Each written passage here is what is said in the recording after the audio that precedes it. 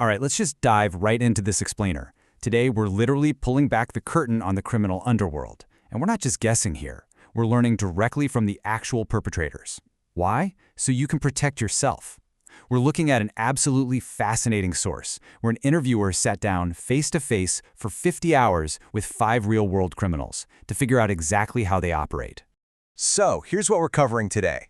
First, stealing your car. Second, swiping your credit card. Third, cracking your safe. Fourth, printing counterfeit money.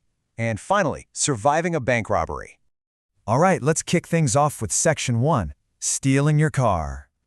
We're actually getting the inside scoop from a guy who's stolen over 200 vehicles. And the sheer volume here is just staggering. I mean, he admitted to snatching up to 15 cars in a single night. No way, right? But he can punch a lock, snap off the plastic, and use this secret little tool to start your ignition in literal seconds. He doesn't even need your key. He just pops some plastic off under the dash, shoves a specialized tool in there, and boom, the engine turns right over. Now, this part brilliantly highlights the crazy contrast between a super high-tech crime and an absurdly cheap defense. See, modern thieves are using these slick digital devices to clone the signal from your keyless entry fob right through your front door. It's wild, but, and here's the kicker, a basic, cheap, like $2 signal blocking pouch stops that frequency dead in its tracks. So the whole goal here is just making your vehicle way too much of a headache to steal. You want to install a hidden kill switch to cut power to the starter, and don't tempt them by leaving valuables sitting out in the dark. That kill switch literally, physically breaks the energy connection from your battery to the starter. Which means, hey, even if they do capture your key fob signal or punch your ignition, that car simply is not going to turn on unless they somehow find that hidden switch. Moving right along to Section 2, swiping your credit card. Okay, this kind of theft is run by, well, a totally ordinary-looking waitress, and she specifically targets high-end corporate cards. This scammer is chillingly calm. She looks for people in nice suits flashing black American Express cards, memorizes their numbers, and then cross-references their social media to mimic their luxury shopping habits, completely undetected. Because she focuses on corporate cards with basically no limits and a bunch of authorized users, she just blends right in. She literally takes mental notes of the card numbers when she's picking up the check, keeping her completely under the radar. It gets crazier. She even tracks her neighbors' work schedules so she can intercept the stolen luxury goods right off their porches. Which of course begs the question, how on earth do you actually stop her? Because she's mimicking the actual cardholders' spending habits, shopping at the exact same luxury stores they're posting about on Instagram. The banking algorithms just don't catch her.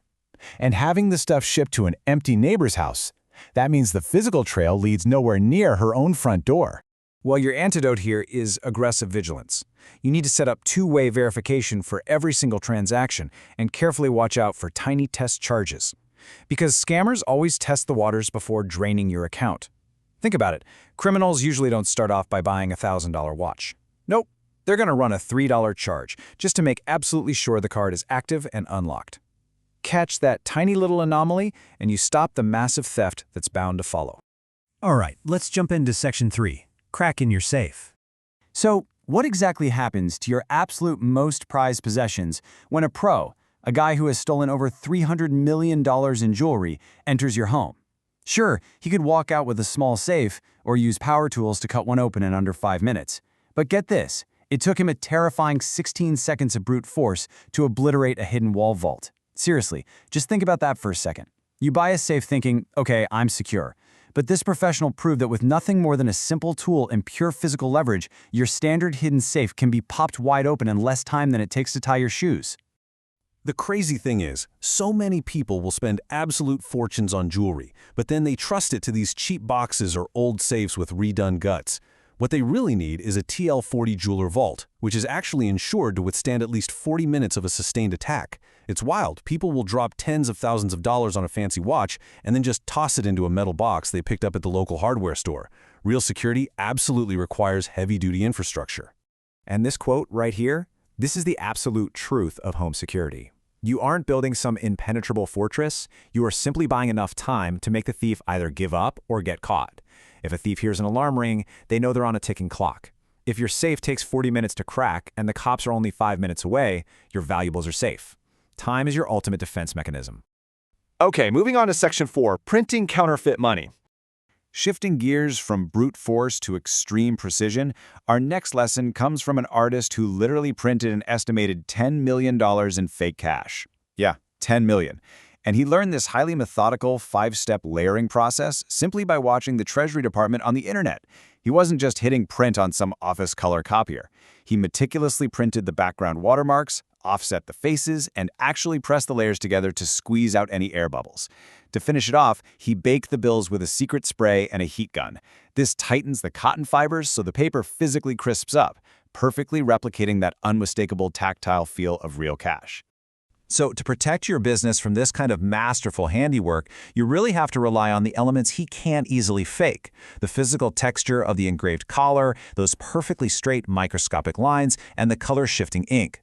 Even this master counterfeiter openly admitted that replicating the color-shifting ink on a $100 bill is practically impossible.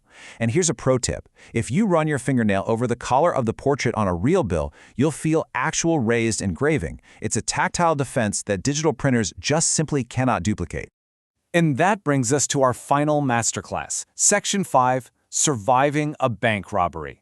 For this last lesson, we're looking at a terrifyingly realistic simulation run by a guy who stole over $500,000 in actual bank robberies. Now, this is the ultimate anti-Hollywood reality check. He doesn't go in screaming or jumping on tables like in the movies. Not at all. He operates completely alone, relies on total, chilling calm, and establishes instant psychological control by simply singling out bystanders and asking one question: are you a hero? He makes it crystal clear that this is just a business transaction, not an action movie, and that strict compliance is the only way everybody walks away unharmed. His blueprint is insanely meticulous. He isolates the tellers from the floor alarms, forces witnesses to face the back wall so they can't memorize what he looks like, and makes the tellers load his hidden duffel bag with vault money specifically to avoid the counter's exploding die packs. Just notice the sheer strategic discipline here. He explicitly ignores that easily accessible money sitting right on the front counter. Why? Because he knows for a fact that's exactly where banks hide their traceable bait money and die packs.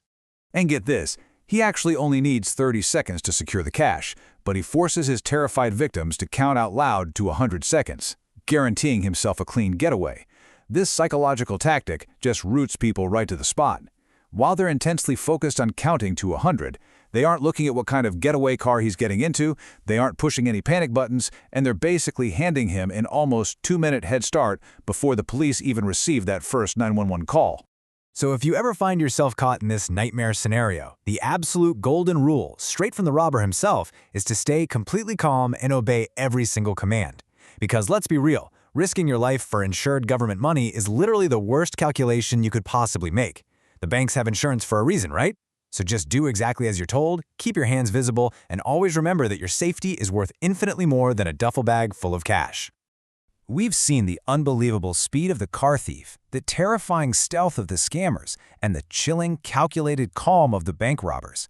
Which leaves us with one vital question. What single change are you going to make today to stop being an easy target?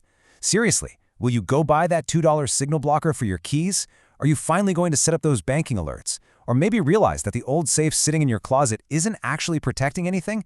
The criminal underworld totally relies on you being unprepared. But now that you've had a look at their exact blueprints, well, it's time to build your defenses.